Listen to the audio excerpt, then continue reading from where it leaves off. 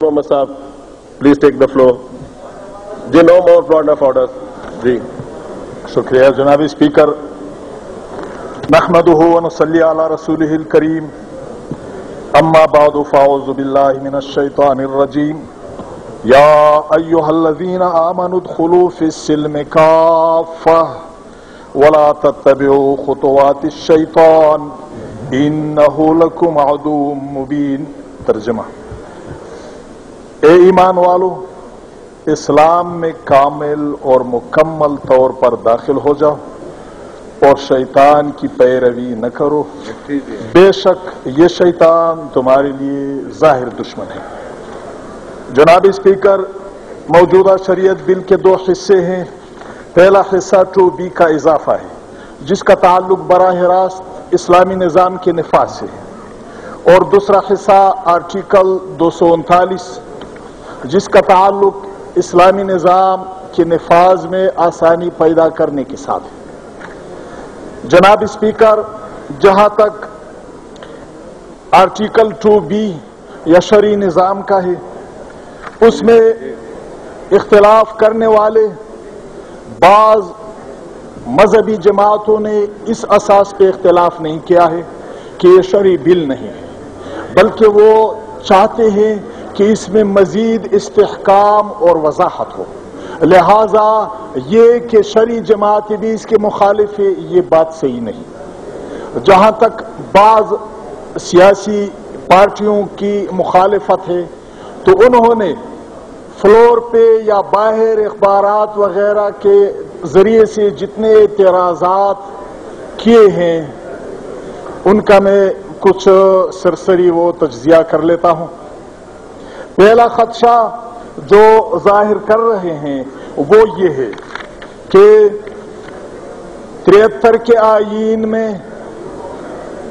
दफा 2 या 2 अलिफ या दफा 31 या 227 उनके झेली दफात वगैरह, या इस्लामी नजरियाती काउंसिल, इस पे अगर अमल किया जाए तो शरई निज़ाम लाया जा सकता है, नाफिज किया जा सकता है। लिहाजा इस 15वीं तरमीम की कोई जरूरत नहीं, बगैर इसके कि इख्तियारात में इजाफे के लिए है। जनाब स्पीकर, इस किस्म के एतराज़ात हकीकत के साथ इसका कोई ताल्लुक नहीं है, बल्कि सरासर बेबुनियाद है। मेरे इस दावे की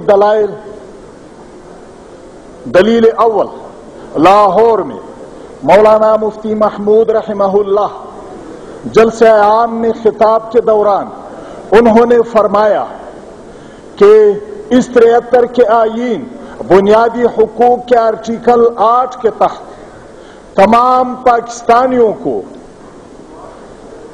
अक़वाम मुत्तहिदा के आलमी इंसानियत के मंशूर के मुताबिक हुकूक दिए हैं। लिहाजा ये उसी आर्टिकल का तफसील है। लिहाजा जो कवानीन भी इन हुकूक से मुतसादिम हो, वो नाजायज, दस्तूर की रूह से नाजायज और कल आदम है। मौलाना मुफ्ती महमूद रहमहुल्लाह ने फरमाया कि जो आईन मुसलमान को मुर्तद होने की इजाजत देता हो, क्योंकि इस आर्टिकल के तहत अकीदे की आजादी है तमाम पाकिस्तानियों के लिए, तो इसका मतलब यह है कि एक मुसलमान अगर मुर्तद बनना चाहे तो 73 का आईन इजाजत देता है। मौलाना मुफ्ती महमूद ने फरमाया कि जो आईन मुसलमान को मुर्तद होने की इजाजत देता है, हालांकि हुजूर अलैहिस्सलाम ने फरमाया है मन बद्दल दीनहु फक्तुलूह, जो मुसलमान अपना दीन तर्क करके दूसरा दीन इख्तियार करे वो मुर्तद है, और मुर्तद का सजा वाजिबुल कत्ल है। तो जिस शख्स को हुजूर वाजिबुल कत्ल करार देता है, शरीयत वाजिबुल कत्ल करार देती है, और ये आईन उसको इजाजत देता है, तो इस आईन को इस्लामी आईन कहना कितनी बेइंसाफी। Please order in the house, please take your seats. जनाब मुफ्ती महमूद साहब का ये तकरीर आज़ान सहर नामी किताब, जिसमें मुफ्ती महमूद के तकारीर का वो मजमुआ है, हर कोई देख सकता है। दूसरा दलील اسی ملک کے سپریم کورٹ نے آرٹیکل 45 کے خلاف جو فیصلہ دیا، بلکہ اس کے حق میں دیا کہ اس آئین کے اندر جو اسلامی دفعات ہے، 2 ہے یا 2 الف ہے وغیرہ، ان دفعات کو دوسرے دفعات پر کوئی فوقیت حاصل نہیں ہے، اور ان دفعات اسلامی دفعات کی حیثیت دوسرے غیر اسلامی دفعات کے ساتھ مساوی ہے۔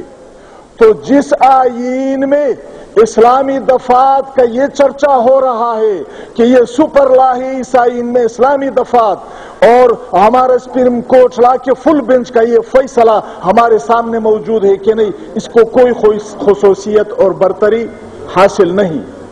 نیز 2 مارچ 85 میں جب قرارداد مقاصد کو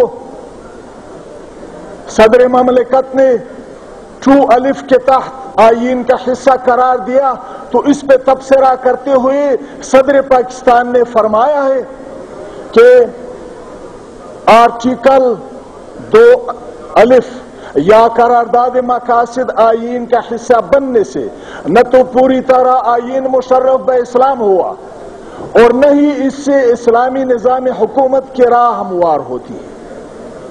جناب اسپیکر، ان واضح دلائل کے باوجود یہ دعویٰ کہ نہیں یہ بل کی کیا ضرورت ہے، اگر ایک جگ میں ایک قطرہ پیشاب کا کوئی ڈالے، اس کے بعد آپ اس جگ میں عطر گلاب بھی اس میں ڈالے، تو وہ سارا پانی کا جگ پلیت ہوگا۔ جب اس آئین میں ایسے غیر اسلامی دفعات شامل ہیں، اس کے باوجود اس کو آئینی اسلام آئین کہنا یہ صحیح نہیں ہوگا۔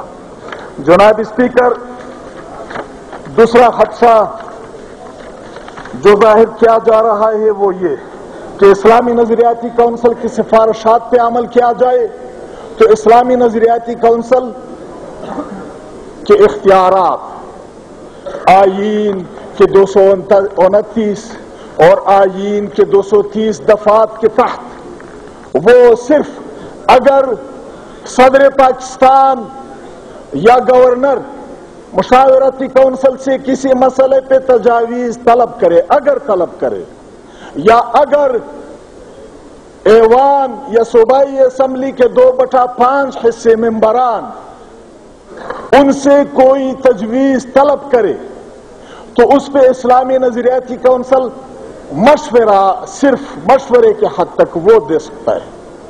جب وہ مشورہ بھی دے، آرٹیکل 230 کے تحت ہے کہ اگر ایک مجوزہ دفع کے متعلق اسلامی نظریاتی کونسل نے یہ سفارش دے دی کہ یہ اسلام کے خلاف ہے، تو پھر بھی وہ کینسل نہیں ہوگا، اس پہ ایوان دوبارہ غور کرے گا۔ ایسے اسلامی نظریاتی کونسل ایسے بے جان اور بے اختیار، جس نے 25 سال کی عمر میں مختلف حکومتیں آئی ہیں، صرف مسلم لیگ کے نہیں، سب آئی ہے، 25 سال کی عمر میں اس اسلامی نظریاتی کونسل نے بہت محنت کی ہے، سفارشات کی ہے، 1000 مسائل کی تنقیح کی ہے، لیکن یہاں ایوان سے یا حکومت سے کوئی ایک سفارش بھی منظور کروا سکے؟ تو یہ کہنا کہ اسلامی نظریاتی کونسل ہے، کسی اور کی کوئی ضرورت نہیں ہے۔ جناب اسپیکر، کہا جاتا ہے کہ اس آئین کے پاس ہونے کے نتیجے میں عدالتیں بیکار ہو جائیں گی، آئین معطل ہوگا، پارلیمنٹ ختم ہوگا، اور وغیرہ وغیرہ۔ یہ باتیں سب کچھ اسلامی شرعی قوانین یا شرعی حکومت سے انجانی کے نتیجے میں کہی جا سکتی ہے، حقیقت سے اس کی کوئی تعلق نہیں۔ جناب اسپیکر، شرعی حکومت میں 3 ادارے ہیں، مقننہ اور عدلیہ انتظامیہ۔ مقننہ کو آپ پارلیمنٹ کا نام دے یا مجلس شورا کا نام دے، اسلام کے محدود احکامات وہ ہے جس کے تعین حدود 4 شکل و حیت قرآن و سنت نے متعین کیا ہے، مثلا فرض نماز کی رکعت ہے، اس میں پارلیمنٹ تو کیا پوری امت کو اختیار نہیں ہے کہ بال برابر اس میں کمی بیشی رد و بدل کرے. یہ محدود احکامات. اس احکامات میں تو پارلیمنٹ یوں ہی سمجھے کہ اگر کوئی یہ کہے کہ یہ ربر سٹیمپ ہوگا تو صحیح ہوگا. لیکن اسلام کے بے شمار احکامات، قیامت تک آنے والے مسائل وہ ہے کہ جس میں نفس کام تو شریعت چاہتی ہے، لیکن اس کام کی شکل و ہیئت اور اس کے طریقہ کار یہ شریعت نے مسلمان وقت کے ثوابدید پہ چھوڑ دیا ہے. مثال کے طور پر شریعت چاہتی ہے کہ مسلمانوں کے لیے مسجد ہو، پاک ہو، روبہ قبلہ ہو. باقی یہ کہ مسجد کہ بلڈنگ مربع ہو، مثلث ہو، مستطیل ہو، اس کے 1 مینار ہو، 5 مینار ہو، سرے سے مینار نہ ہو، یہ مسلمانوں کی ثوابدید پہ ہے.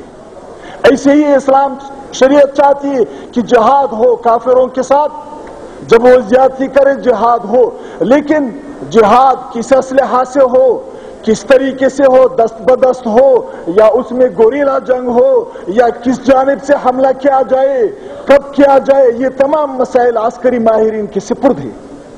اس طریقے سے بے شمار مسائل جدید ہے کہ وہ مسلمانوں کا ایوان منتخب. بعض لوگ کہتے ہیں کہ اسلام میں شورا ہے، پارلیمنٹ نہیں ہے. وہ خدا کے بندو، صرف نام بدل گیا، انگریزی وہ انگریزی ہے، یہ ہے، ایک ہی چیز ہے. تو ایسے مسائل پہ شورا اپنے دائرہ اختیار میں اس کے ماہرین قیامت تک جدید نئے پیش آنے والے مسائل یہ سب کے سب شورا کے سپرد ہوگی، پارلیمنٹ کے سپرد ہوں گی. ویسے ہی Please order in the house. Please order in the house. Honorable members are requested, please take your seats. Please order in the house. جناب اسپیکر، پارلیمنٹ کا انتخاب، اس کے لیے مدت، یہ تمام تر اسلام نے، شریعت نے وقت کے مطابق مسلمانوں کے ثوابدید پہ چھوڑے. اس لیے میں سمجھتا ہوں کہ شورا اور پارلیمنٹ کی ذمہ داریاں اور بڑھ جائیں گی. عدلیہ یا آئین، جناب اسپیکر، جب قرآن اور سنت پہ مبنی ہوگا تو آئین کا یہ حیثیت نہ ہوگا. اس وقت مسلمانوں کے لیے آئین ایک مقدس صحیفہ بن جائے گا. آئین میں اللہ اور اس کے رسول کے احکامات کے مطابق دفعات ہوں گے. ایسے آئین کا جاننا، ایسے آئین کا سمجھنا سمجھانا اور ایسے آئین پہ عمل کرنا شرعی نقطہ نگاہ سے عبادت بن جائے گا. تو اس کے نفاذ کے بعد آئین تو آپ کا صحیفہ مقدس بن جائے گا. یہ کہ آئین ختم ہو جائے گا؟ البتہ آئین میں جو غیر اسلامی دفعات ہیں وہ ختم ہو